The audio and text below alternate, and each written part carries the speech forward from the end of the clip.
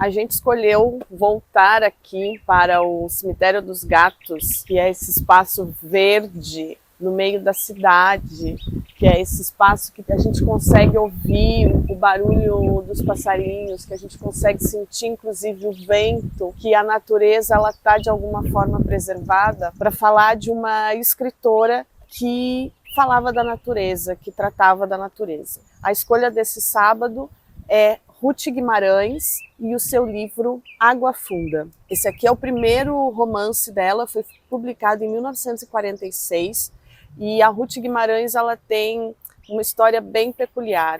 Ela era uma mulher negra do interior de São Paulo, do Vale do Paraíba, e ali ela conviveu com a natureza, ela conviveu nas fazendas. Ela vem de uma família que imaginava e desejava e queria muito que ela estudasse. Então ela tem essa ambivalência, ao mesmo tempo que ela convive com a população local, com a população rural, com a população das fazendas, ela também fez a sua escolarização, ela também estudou. Aqui em Água Funda, a gente vai conhecer duas histórias, e essas duas histórias elas vão ter um intervalo de mais ou menos 50 anos. É uma narrativa cronística, é uma narrativa episódica. A gente vai conhecer a história de Sinhá Carolina, que é a primeira personagem que aparece, e essa personagem ela é proprietária de uma fazenda em que há escravizados, e ali vai acontecer toda a transição do fim da escravidão e o processo de libertação. E a gente vai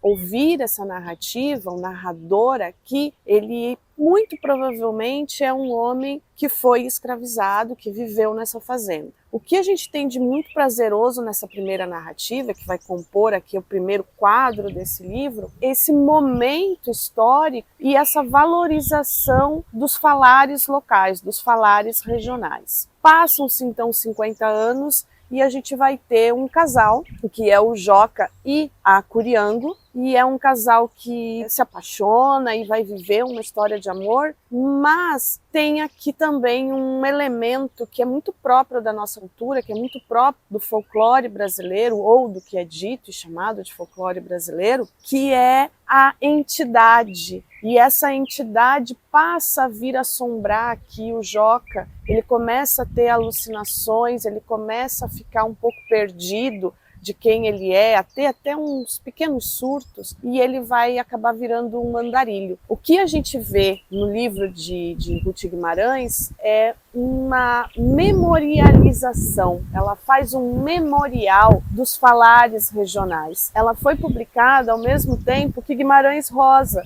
o livro dela saiu na mesma época que Sagarana.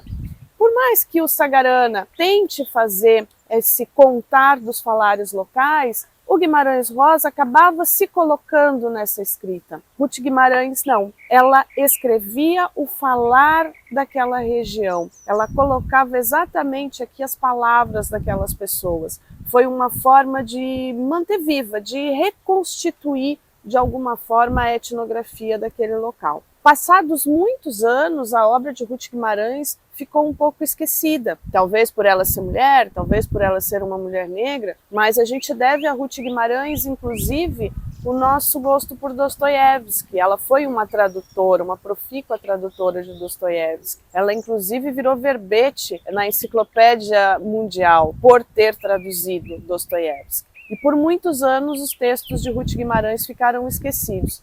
Hoje a gente consegue encontrar facilmente, inclusive ele é uma leitura que cai em alguns exames de vestibulares, e a gente tem algumas republicações. O mais novo, que está aí nas livrarias, que você pode conhecer muito facilmente, é o Marinheira do Mundo. Neste aqui a gente vai encontrar a produção cronística, a escrita dela para os jornais, ela escrevia para os jornais. E aqui a gente vai ter de tudo, inclusive os seus encontros com Mário de Andrade e como foi trabalhar com ele, e com ele ela aí desenvolveu essa técnica de valorização da cultura local. Então a dica de hoje é Ruth Guimarães, não percam a oportunidade de conhecer essa autora. Gostou desse vídeo?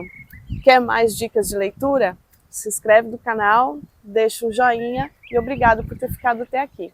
Tchau! Viu?